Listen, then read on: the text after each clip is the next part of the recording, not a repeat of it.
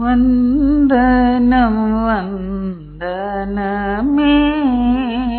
தேவதுந்தோமி கொண்டிதமே இதுவரையில் எமையே வளமாய் காத்த என் துறையே மிக தந்தனம் வந்தனம் வந்தனமே. பேசும்படியார் கேட்கிறோம். இயேசு கிறிஸ்துவின் பரிசுத்த நாமத்திலே ஜெபி துதிக்கிறோம் நல்ல தகப்பனே. கலந்து கொள்வோம். எடுத்தருள் வாசிப்போம். 1 கொரிந்தியர் 9ஆம் அதிகாரம்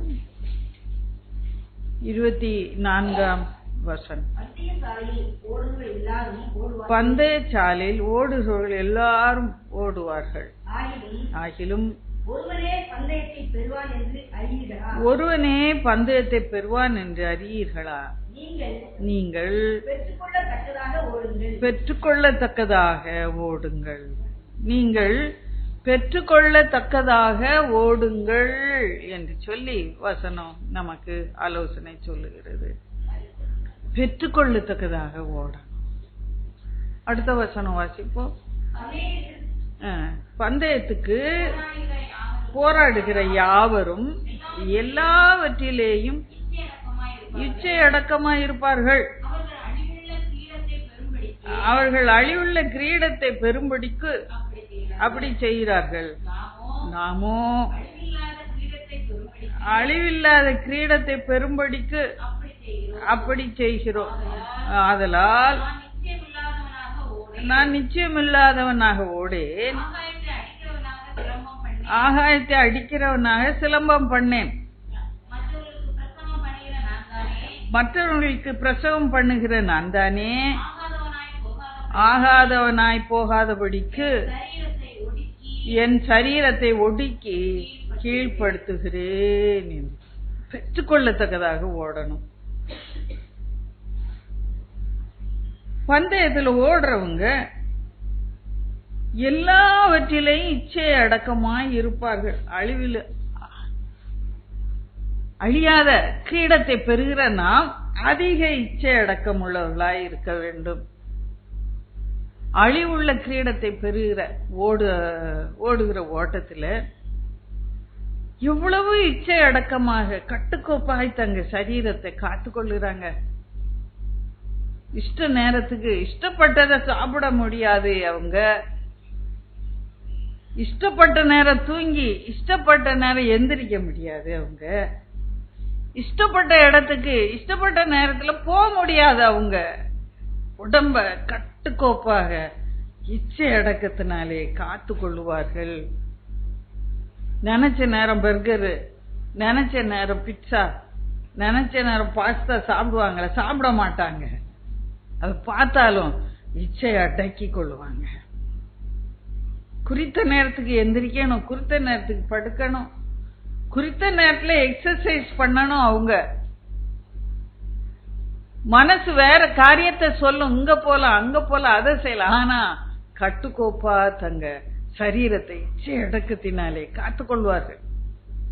அவங்க போடுற ட்ரெஸ்ஸ பாத்தீங்கன்னா அதே மெல்லிசா இருக்கும், அது கூட லைட் வெயிட்டா இருக்கும்.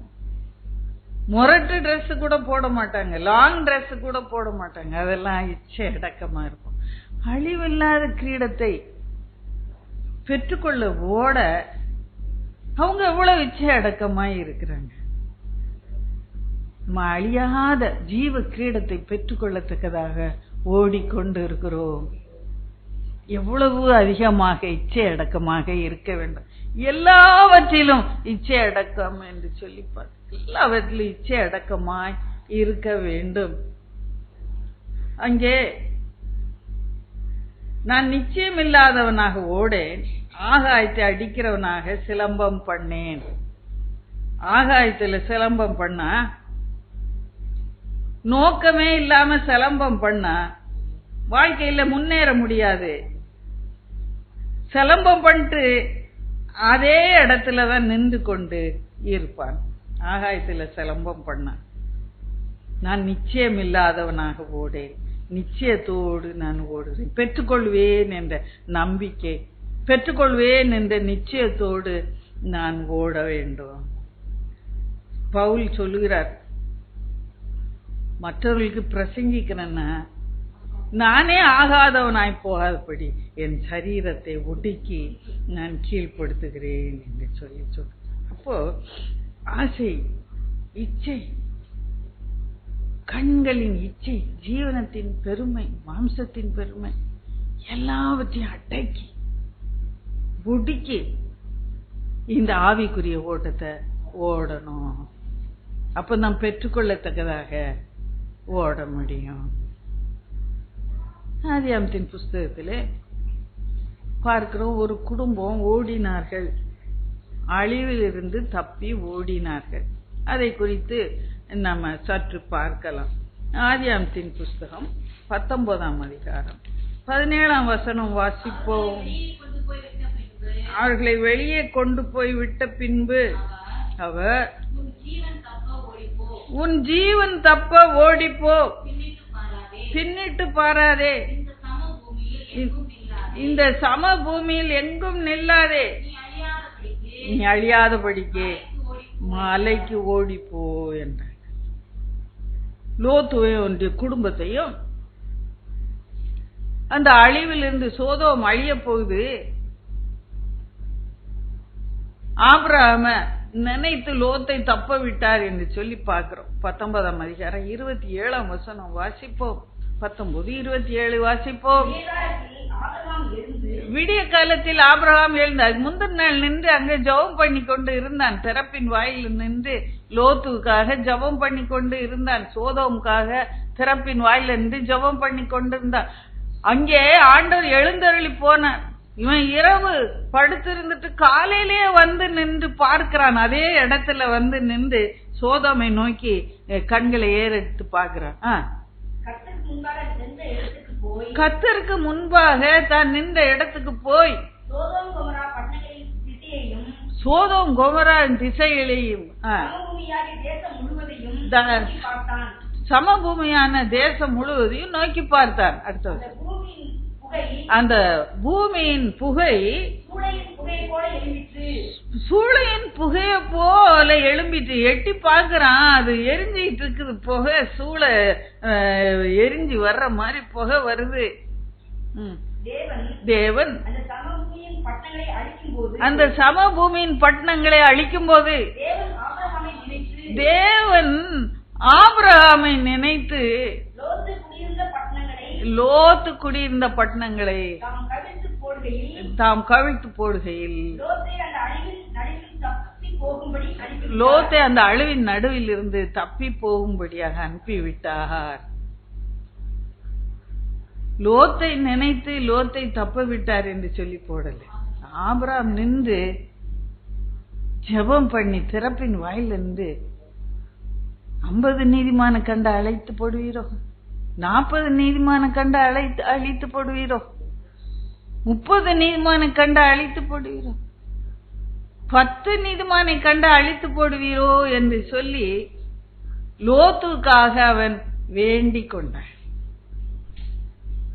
அந்த சோதோமை அழித்து போடும்போது ஆபிரகாமை நினைத்து லோத்தை தப்ப விட்டார் என்று சொல்லி பார்க்கிறோம்.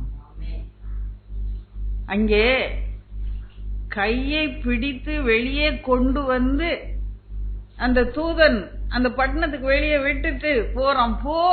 அப்ப போகும்போது சொன்ன வசனம் தான், அவன் சொன்ன வசனம் தான் நம்ம வாசிக்க கேட்டோம். வெளியே விட்ட பின்பு அவர் சொல்லுகிறார் ஒரு காரியத்தை, உன் ஜீவன் தப்ப ஓடிப்போ, பின்னிட்டு பாராதே, இந்த சமபூமியில் எங்கும் நில்லாது, நீ அழியாதபடி மாலைக்கு ஓடிப்போ ஓடிப்போ. பாதுகாப்புக்காக ஓட வேண்டிய நம்ம ஏன் ஓடணும்?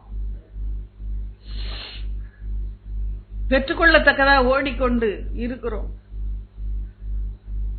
இந்த உலகம் அழிய போகுது, பாதுகாப்புக்காக ஓடணும். லோத்து பாதுகாப்பான இடத்துக்கு ஓடிப்போ. ரட்சிப்பு அடைய ஓடி போக வேண்டியதாய் இருக்கிறது. கர்த்தருக்கு ஊழியம் செய்யணும்னா ஒரே இடத்துல ஆகாயத்துல சிலம்பம் பண்ணி நிக்க முடியாது, ஓடி போக வேண்டியதாய் இருக்கிறது. பரிசுத்தம் அடைய ஓடி போக வேண்டியதாய் இருக்கிறது. அவர்கள் நடுவிலிருந்து புறப்பட்டு பிரிந்து போய் அஸ்தமானதை தொடாதிருங்கள். அஸ்தத்துக்குள்ள இருந்து ஓடி போக வேண்டியதாய் இருக்கிறது. சோதோம் பட்டணத்து மக்கள் பாவிகளாய் இருந்தார்கள், துஷ்டராய் இருந்தார்கள் என்று 13:13 வாசிக்கிறோம். 13:13 வாசிப்போம். சோதோமின் ஜனங்கள் பொல்லாதவர்களும் கர்த்தருக்கு முன்பாக மகா பாவிகளுமாய் இருந்தாங்க. அசுத்தமான வாழ்க்கை வாழ்ந்து கொண்டிருந்தாங்க. அவர்கள் நடுவில் இருந்து புறப்பட்டு ஓடி போக வேண்டியதாய் இருந்தது. ஆவிக்குரிய முன்னேற்றத்துக்காக ஓடி போக வேண்டியதாய் இருக்கு. நீ ஓடிப்போ, உன் ஜீவன் தப்ப ஓடிப்போ, பின்னிட்டு பாராதே, இந்த சமபூமியில் எங்கும் நில்லாதே, ஓடிப்போ என்று சொல்லி அவன் சொல்லி கையை பிடித்து வெளியே கொண்டு விடுகிறான். லோத்தை குறித்து ஒரு வார்த்தைகள், எல்லாரும் ஓடுறாங்க, குடும்பமா ஓடுறாங்க. லோத்தை குறித்து ஒரு சில வார்த்தைகள் 19:1 வாசிப்போம். அந்த 2 தூதரும் சாயங்காலத்திலே சோதோமுக்கு வந்தார்கள். லோத்து சோதோமின் வாசலிலே உட்கார்ந்திருந்தான். சோதோமின் வாசல்ல வந்து உட்கார்ந்திருக்கான். நம்ம ஏற்கனவே வாஸ்தவம், மகா பெரிய பாவிகளும் பொல்லாத ஜனங்களுமாய் இருந்தார்கள். அவர்களோட அவனுக்கு ஐக்கியம் என்னத்துக்கு? அவனால ஒரு 10 பேரை கூட திருப்ப முடியலையே. வாசல்ல உட்கார்ந்து விசுவாசத்துக்குள்ள ஒரு 4 பேரை கொண்டு வந்திருந்தான்னா வாசல்ல உட்கார்ந்ததுல அர்த்தம் உண்டு. அவர்கள் மகா பாவிகளும் பொல்லாதவர்களுமாய் இருந்தார். அவர்களோட ஐக்கியம் வைத்து வாசலிலே வந்து உட்கார்ந்தான் என்று சொல்லி பார்க்கிறோம். நம்முடைய ஐக்கியம் பிதாவோடும் அப்படி குமாரனாய் இயேசு கிறிஸ்துவோடும் இருக்கிறது என்று 1 யோவான் 1:3 சொல்லுகிறது. அவருடைய குமாரனாய் இயேசு கிறிஸ்துவோடு நாம் ஐக்கியமாய் இருப்பதற்கு அழைத்த தேவன் என்று 1 கொரிந்தியர் 1:9 சொல்லுகிறது. கிறிஸ்துவோடு ஐக்கியம், பிதாவோடு ஐக்கியம் வைத்துக் கொள்ள வேண்டியவர்கள் வாசல்ல உட்கார்ந்து அந்த பாவிகளோட உட்கார்ந்து பேசிக்கொண்டு இருக்கிறார். அதனாலதான் ஆபிரகாம் திறப்பின் வாயில நின்று ஜெபித்த போது ஆபிரகாமை நினைத்து லோத்தை தப்ப விட்டார். லோத்தை நினைத்து லோத்தை தப்ப விடல, வாசல்லே உட்கார்ந்திருந்தான் என்று சொல்லி பார்க்கிறோம். அவன் சோதோமுக்கு எப்படி வந்தான் என்று சொல்லி பார்க்கும்போது 13ஆம் அதிகாரத்திலே பார்க்கிறோம். இருவருக்கும் மந்தை ஏராளமாய் பெருகினது. லோத்துக்கும் மந்தை இருந்தது, ஆபிரகாமுக்கும் மந்தை இருந்தது. ஒருமித்து அவங்க வாசமாய் இருக்க அந்த பூமி தாங்க கூடாமல் அத்தனை திரளான ஆடு மாடுகள் இருந்தது. அப்போ லோத்து மேய்ப்பருக்கும் ஆபிரகாமுடைய மேய்ப்பருக்கும் வாக்குவாதம் உண்டாச்சு. வாக்குவாதம் வந்த உடனே ஆபிரகாம் சொல்கிறான், நாம் சகோதரர், நமக்குள்ளே வாக்குவாதம் வேண்டாம். நம்ம 2 பேரும் ஒருவரை விட்டு ஒருவர் பிரிந்து போகலாம். நீ கண்களை ஏறெடு, நீ எங்க போகணுமோ நீ போ என்று சொல்லி உடனே லோத்து கண்ணை ஏறெடுத்து பார்த்தான். தான் கண்களை ஏறெடுத்து பார்த்தான். சோதோம் பக்கத்துல உள்ள நிலம் செழிப்பா இருக்கு. உடனே அதை தெரிந்து கொண்டேன். என் அண்ணனுக்கு அதை விட்டு கொடுக்கலாம்ல, இருக்கிறதுலயே நல்ல போஷன் என்று சொல்லி அப்படிதான் சோதோமுக்கு வந்தான். அதன் பின்பு அவன் தன் கண்ணை தானே ஏறெடுத்து பார்த்து சோதோமை தெரிந்து கொண்டான். எகிப்து தேசம் போல இருக்கிறது. அவன் புறப்பட்டு போன உடனே ஆபிரகாமை பார்த்து கர்த்தர் சொல்லுகிறார், நீ இப்பொழுது உன் கண்ணை ஏறெடுத்து பார். அப்படி என்று சொன்ன உடனே நீ எங்கெல்லாம் பாக்குறியோ அந்த தேசமெல்லாம் உனக்கு சொந்தம் என்று சொல்லி,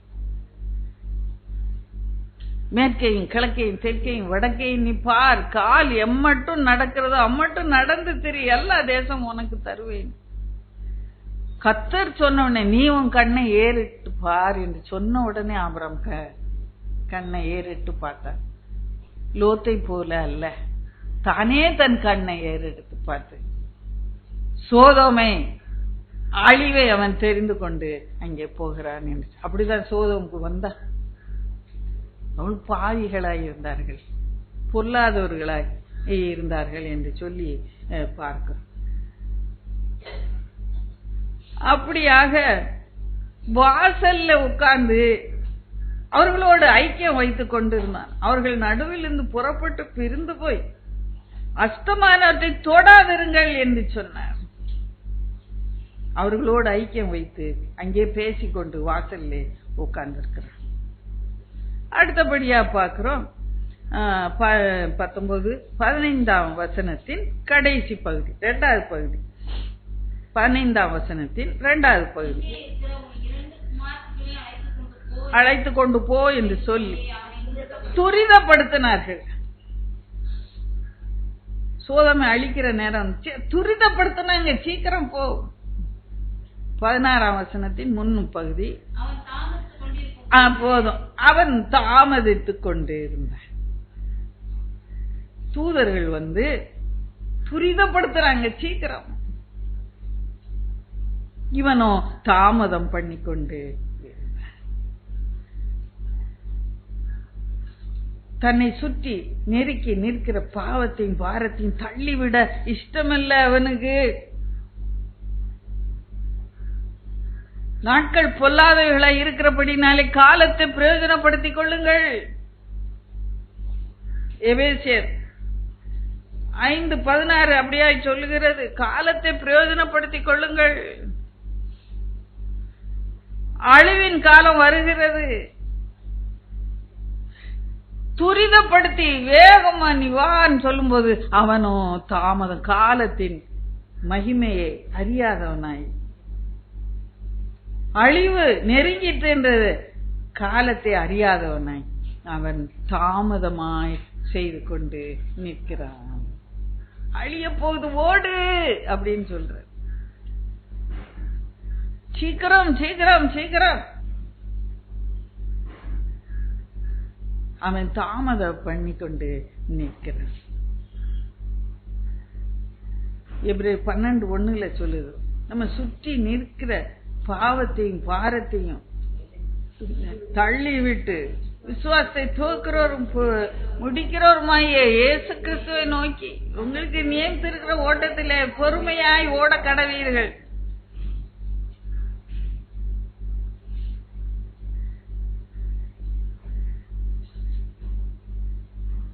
தாமதம் செய்து கொண்டிருக்கிற காலத்தின் மகிமையை உணராதவனாய். அதன் பின்பு பார்க்கிறோம், வாசல் உட்கார்ந்திருந்தான். வேகமா துரிதமாக வெளியே வர அவனுக்கு இஷ்டம் இல்ல. சோதம் அழிந்து போகுது, அதை விட்டு துரிதமா வெளியே வர இஷ்டம் இல்ல. 22ஆம் வசனம், தீவிரமாய் அங்கே ஓடி தப்பு சீக்கிரம் சீக்கிரம் சீக்கிரம் என்று சொல்லி காலத்தை உணர்த்தி கொண்டே அந்த தூதன் நிற்கிறான். அதன் பின்பு பார்க்கிறோம், மதுபான வெறி கொண்டான் என்று சொல்லி பார்க்க. 33ஆம் வசனத்தை வாசிக்க வேண்டாம். அவன் உணராதிருந்தான். மூத்த மகள் மதுபானத்தை குடித்து அவன் போதையில இருக்கிறான். மூத்த மகள் படுத்து எழுந்தத அவன் உணராது இருந்தான். இரண்டாவது மகள் இரண்டாவது இரவுல மதுபானத்தை குடித்து அவனோட படுத்து எழுந்திருக்கிறார். அவன் அதை உணராது இருந்தான். எபேசியர் 5ஆம் அதிகாரம் 17-18 வசனங்கள் வாசி. 5ஆம் அதிகாரம் 17-18 வசனம். ஆகையால் நீங்கள் மதியற்றவர்களாயிராமல் கர்த்தருடைய சித்தம் என்னென்று உணர்ந்து கொள்ளுங்க. அறிந்து தெரிந்து கொண்டது மாத்திரமல்ல, உணர்ந்து கொள்ளணும். கர்த்தருடைய சித்தம் என்னதென்று உணர்ந்து கொள்ளணும். துன்மார்க்கம் நடக்குது அங்க. துன்மார்க்கத்துக்கு ஏதுவான மதுபான வெறி கொள்ளாமல் ஆவியினால நிறைந்து வாழணும். அந்த மதுபானத்தை கொண்டு கொடுக்கும் போது அவனுக்கு தெரிந்திருக்குமா தெரிந்திருக்காதா மதுபானம் என்று சொல்லி? மதுபானம் தெரிந்துதான் கர்த்தருடைய சித்தம் என்ன என்று உணர்ந்து கொள்ளாதபடி, கர்த்தருடைய சித்தம் என்ன என்று அறிந்து கொள்ளாதபடி அந்த மதுபானத்தை வாங்கி குடித்துக் கொள்ளுகிறான். மதிமயங்கி போகிறான். உணர்ந்து கொள்ளாது இருக்கிறான். கர்த்தருடைய சித்தம் இது அல்லவே. மதுபானம் குடிப்பது கர்த்தருடைய சித்தம் அல்லவே. மகளோட படுத்துக் கொள்வது கர்த்தருடைய சித்தம் அல்லவே என்று உணராது இருந்தான் என்று சொல்லிப்பார். இப்படியாக அவன் ஓடுகிறான்.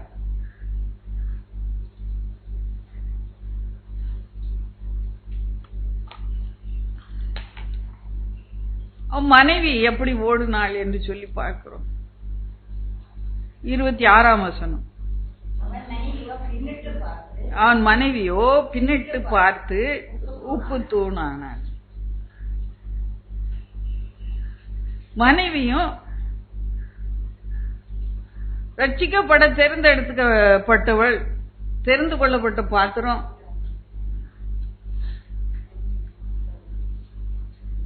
சோதோமிலிருந்து வெளியே கொண்டு வரப்பட்டாள், ரட்சிக்கப்பட்டாள்.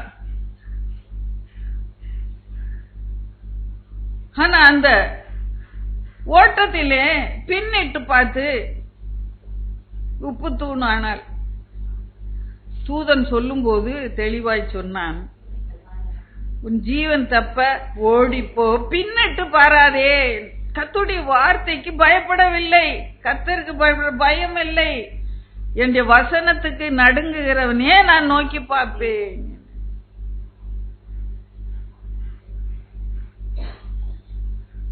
கலப்பையில கைய வைத்து பின்னிட்டு பார்க்கிற தேவனுடைய ராஜ்யத்துக்கு பாத்திரம் அல்ல, தகுதி அல்ல, கீழ்ப்படுதல் முதல்ல இல்ல. பின்னிட்டு பாராதேன்னு சொல்லிட்டா பின்னிட்டு பார்க்க கூடாது. இச்சை அடக்கம் இல்ல.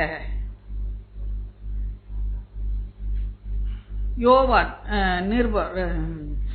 இரண்டாவது நிருபம் யோவான் 8ஆம் வசனம். 8ஆம் வசனம்.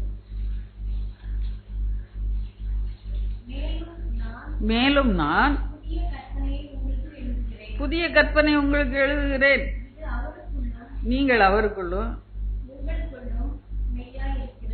8வது வசனம். உங்கள் செய்கைகளின் பலனை இழந்து போகாதபடி பூரண பலனை பெறும்படிக்கு எச்சரிக்கையாயிருங்கள். பூரண பலனை பெறும்படிக்கு எச்சரிக்கையாயிருங்கள். அவன் தூதனாலே வெளியே கொண்டு விடப்பட்டால், கையை பிடித்து தூதன் வெளியே கொண்டு அழிவில் இருந்து வெளியே கொண்டு விட்டான். அவன் வேலையை அவன் செய்தான். ஓட வேண்டியது இவளுடைய கடமை. பின்னிட்டு பாராதே என்று சொல்லி கொண்டு விட்டான். பின்னிட்டு பார்த்தாள். ரட்சிக்கப்பட்டால் ஆனா பின்னிட்டு பார்த்து உப்பு தூணான ரட்சிக்கப்பட தெரிந்து கொள்ளப்பட்ட பாத்திரமா பூரண பலனை பெற்றுக்கொள்ளவில்லை. செய்கைகளுக்கு தக்கதான பூரண பலனை அவள் விடுதலையை பெற்றுக்கொள்ளவில்லை. யூதா நிருபம் 5ஆம் வசனம் வாசிப்போம். யூதா நிருபம் 5ஆம் வசனம். நீங்கள் முன்னமே அறிந்திருந்தாலும் நான் உங்களுக்கு நினைப்பூட்ட விரும்புகிறது என்னவென்றால், கர்த்தர் தம்முடைய ஜனத்தை எகிப்து தேசத்திலிருந்து வரப்பண்ணி ரட்சித்து பின்பு விசுவாசியாதவர்களை அழித்தார். முதல்ல அடிமைத்தனத்திலிருந்து எகிப்திலிருந்து மீட்டு எடுக்கிறார். யாரெல்லாம் விசுவாசம், யாரெல்லாம் ரட்சிப்பு இருக்கு அப்படின்னு பார்த்து பார்த்து ஒவ்வொருத்தரையா செலக்ட் பண்ணி ரட்சித்தார். இல்ல, எல்லாரையும் ரட்சித்துட்டார். வெளியே கொண்டு வந்த பின்பு விசுவாசியாதவர்களை ஒவ்வொருவராக அழித்து போட்டார். இவளும் விசுவாசத்துக்கு தெரிந்து கொள்ளப்பட்ட பாத்திரம், அதுக்கு பாத்திரமாய் தன்னை மாற்றிக்கொள்ளவில்லை, பாத்திரமாய் நடந்து கொள்ளவில்லை. விசுவாசியாத அவள் அழிக்கப்பட்டு போகிறத பார்க்கிறோம். பிலிப்பியர் 3ஆம் அதிகாரம் 10ஆம் வசனம். இப்படி நான் அவரையும் அவருடைய உயிர்த்தெழுதலின் வல்லமையையும் பாடுகளின் ஐக்கியத்தை அறிவதற்கும் அவருடைய மரணத்துக்குள்ளாகி எப்படியாயினும் மரித்தோரிலிருந்து உயிரோடு எழுந்திருப்பதற்கு தகுதியாகும்படிக்கோ என்று சொல்லி பார்க்கணும். எப்படியாகிலும் பவுல் அதான் சொல்லுவேன், என் சரீரத்தை நான் ஒடுக்கி கீழ்படுத்துகிறேன், எப்படியாயிலும் நான் தகுதியாகணும், மரணத்திலிருந்து உயிரோடு எழுந்திருக்க தகுதியாகணும். இவளுக்கு அந்த பயப்படுற கர்த்தருக்கு பயப்படுற பயம் இல்லை. எப்படியாச்சும் நான் தப்பிச்சு போயிடணும் சோதமை விட்டு, அந்த வாஞ்சி அவளுக்கு இல்லை. எப்படியாயிலும் நான் தப்பிச்சு ஓடி போய் பழச்சிக்கணும் அப்படின்ற விசுவாசம் அவளுக்கு இல்லை. பின்னிட்டு பார்க்கிற 11ஆம் வசனம். அவருக்காக எல்லாவற்றையும் நஷ்டமென்று விட்டேன், குப்பையுமாக எண்ணுகிறேன். எல்லாத்தையும் நஷ்டம், சோதம் நஷ்டம், சோதம் குப்பை அப்படி என்று அவளுக்கு விட முடியல. அங்க என்னமோ அவளுக்கு ஆசை, சோதமின் மேல ஆசை இருக்கு. அதான் பின்னிட்டு நஷ்டம் குப்பைன்னு விட்டா எரிஞ்சு போகுது. எப்படியாச்சும் நான் ஓடணும் அப்படின்னு ஓடுறதுக்கு நஷ்டம் குப்பைன்ற எண்ணம் அவளுக்குள்ள உள்ள. ஐயோ, வீடு எரிந்து போகுதே, நம்ம வீட்டுல வச்சிருந்த பொருள் எல்லாம், துணிமணி எல்லாம், பாத்திரம் பண்டெல்லாம் எரிஞ்சு போகுதே, சோதம் எரிஞ்சு போகுதே. சோதம் இவ்வளவு நாள் வசதியா இருந்தேன், சந்தோஷமா இருந்தேன், எரிஞ்சு போகுதே என்று சொல்லி திரும்பி பார்த்து நஷ்டம் குப்பைன்னு சோதோமை விட்டு ஓடுறதுக்கு அவளுக்கு இஷ்டம். அடுத்த வசனம் 12ஆவது வசனம். நான் அடைந்தாயிற்று அல்லது முற்றும் தேர்ந்தவனானேன் என்று எண்ணாமல் கிறிஸ்து இயேசுவினால் எதற்காக நான் பிடிக்கப்பட்டேனோ அதை நான் பிடித்துக் கொள்ளும்படி ஆசையாய் நான் தொடரணும். வெளியே வா என்று சொல்லி, ஓடு என்று சொல்லி கட்டளை பெற்றவள், பின்னிட்டு பாராதே என்று கட்டளை பெற்றவள். எதுக்காக நான் அழைக்கப்பட்டேன், எதுக்காக நான் பிடிக்கப்பட்டேன், அதை நான் பிடித்துக் கொள்ளும்படி ஆசையாய் நான் தொடரணும். ஆசையாய் நான் தொடர்கிறேன், அல்லது ஆகாயத்தில் சிலம்பம் பண்ணுகிறவனாய் காணப்படுகிறேன். எதற்காக பிடிக்கப்பட்டேன், சோதோம்ல இருந்து தப்பி ஓடும்படியா அழைக்கப்பட்டவன். அதை பிடித்துக் கொள்ளும்படி ஆசையாய் அவ தொடரல. பின்னிட்டு பார்த்ததுல இருந்து அறிகிறோம் அவளுக்கு ஆசை இல்லை அதை விட்டு தப்பி ஓட.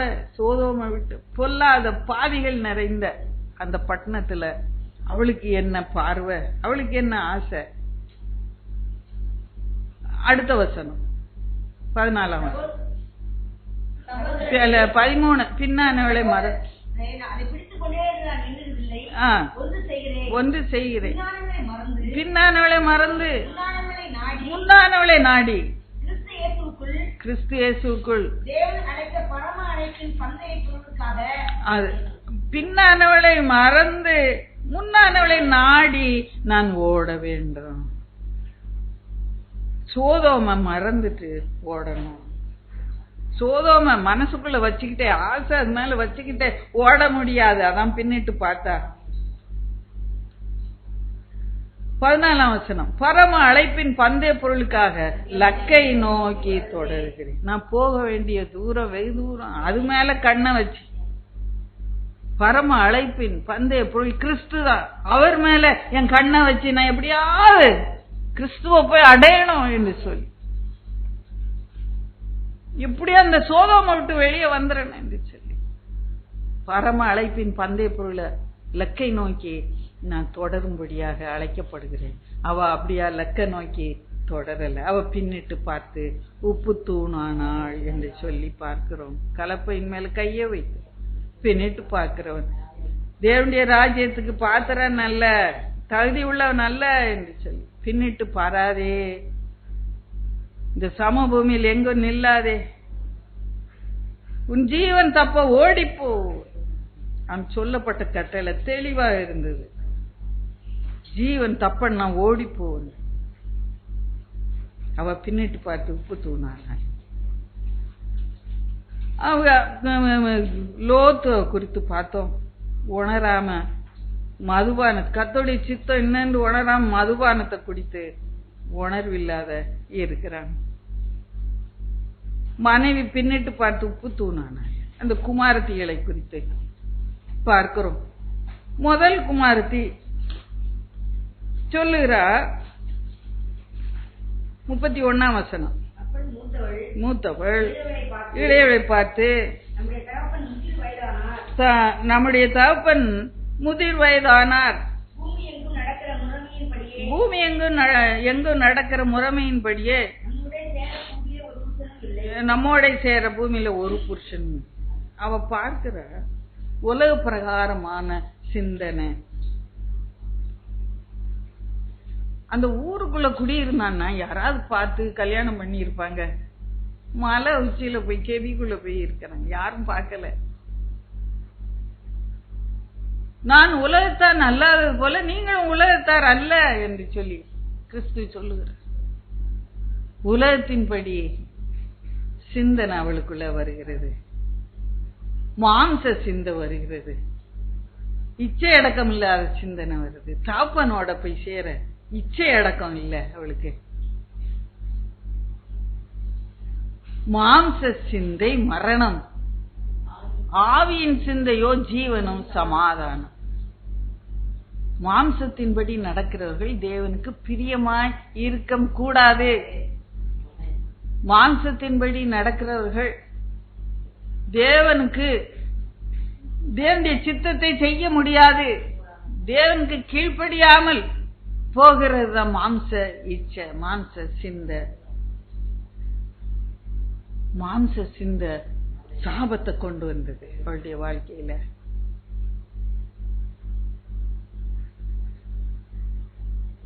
அவ மதுவை குடிக்க கொடுக்கும் போது அது தவறு என்று சொல்லி அவ உணர்ந்து கொள்ளல. மாம்ச சிந்தை இருந்ததுனால தேவனுடைய சித்தத்துக்கு கீழ்ப்படியாம போகிறது. இந்த மாம்ச சிந்தை இருக்கும்போது அது வேதனையை கொடுக்கிறது, வேதனை உள்ள சாபத்தை கொடுக்கிறது. மதுவை குடிக்க கொடுக்கிறது. 2வது நாள் அந்த 2வது சகோதரிக்கு அப்படியாக, நான் நேத்து மதுவை குடிக்க கொடுத்து தகப்பனோட சேர்ந்தேன், இன்னைக்கு நீ மதுவை குடிக்க கொடுத்து நீ தகப்பனோட சேர தீமை செய்ய ஏவி விடுகிறாள்.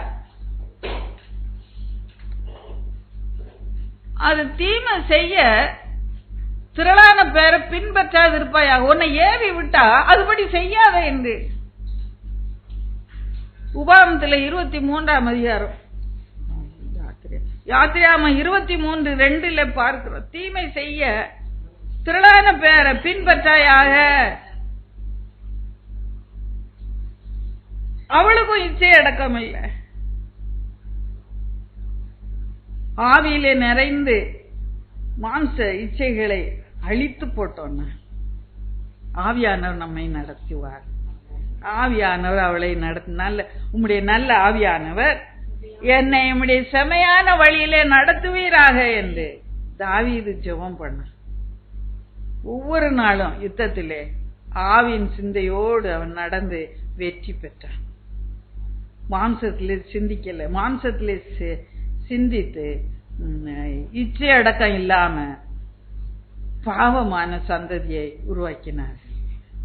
இந்த சமபூமியில் எங்கும் நில்லாது, பின்னிட்டு பாராது, உன் ஜீவன் தப்ப ஓடிப்போ என்று சொன்ன அந்த வார்த்தைக்கு கீழ்ப்படியாம போய் சபிக்கப்பட்ட மோவாபையும் அம்மோனையும் பெற்று எடுக்கிறார்.